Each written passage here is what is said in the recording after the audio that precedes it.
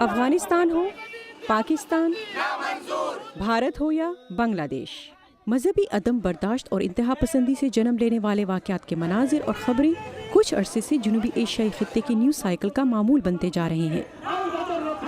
Washington D C میں centre for global policy سے وابستہ سیاسی امور کے ماہر کامران بخاری کہتے ہیں کہ پاکستان میں اگرچہ مذہبی انتہا پسندی کی صورتحال سنگین ہے، لیکن مشال خان کیس جیسے واقعات کو اس ایشو کی نوعیت کو سمجھنے، اسے سلجھانے اور آواز اٹھانے کے ایک موقع کے طور پر لیا جانا چاہیے۔ ایک نیشنل آؤٹریج ہوتا ہے ہر واقعے کے بعد، اور تحریک جو ہے وہ مزید طول پکڑتی ہے۔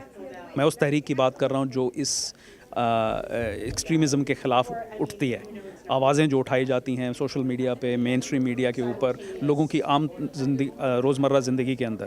تو میں سمجھتا ہوں کہ انفارچونیٹلی جو ہے اس قسم کے جو واقعات ہوتے ہیں وہ پش دیتے ہیں اس موومنٹ کو، لیکن اس موومنٹ کو خود آٹو پائلٹ پہ بھی آنا ہے۔ ورلڈ بینک گروپ سے منسلک ایمان ملک ان تجزیہ کاروں میں شامل ہیں جن کے مطابق پاکستان میں انتہا پسندی سے بہتر طور پر نمٹنے کے لیے ایک متبادل سوچ لانے کی ضرورت ہے۔ یوتھ جو ہے اس کی موبلائزیشن اس لیے بھی امپورٹنٹ ہے کہ وہ پرانے زمانے گئے جب القاعدہ، طالبان یا اس سے پچھلے افغان سوویت جہاد کے زمانے تھے، جب آپ کو کوئی پرسنلی موٹیویٹ کرتا تھا، آپ اٹھتے تھے، آپ گھر سے نکلتے تھے، آپ مدرسہ جاتے تھے اور اس کے بعد آپ کسی ٹریننگ کیمپ میں جاتے تھے اور جا کر کے آپ جہاد میں شامل ہو جاتے تھے۔ Now you have everything in palm of your hand. Kamran Bukhari کہتے ہیں کہ معاشرے میں انتہا پسندی کے رجحان کو کم کرنے کے لیے مذہبی علماء کا کردار بھی بے حد اہم ہے۔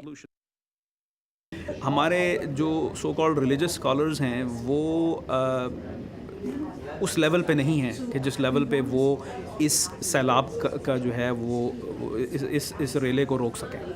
ان کو اپنے آپ کو تبدیل کرنا ہے، ان کو خود بھی ایجوکیشن کی ضرورت ہے۔ خالی مذہب کی تعلیم ہونا کافی نہیں ہے۔ اس ساری صورتحال کے تناظر میں تجزیہ کاروں کا کہنا ہے کہ پاکستان سمیت خطے کی حکومتوں کو مغرب یا دیگر ملکوں کو مورد الزام ٹھہرانے کے بجائے خود انتہا پسندی کے خلاف اقدامات کرنے کی ضرورت ہے، اور مذہب کے حوالے سے آزاد بحث و مباحثے کے لیے برداشت پیدا کرنے کی بھی۔ نیلوفر مغل، اردو، VOA، واشنگٹن۔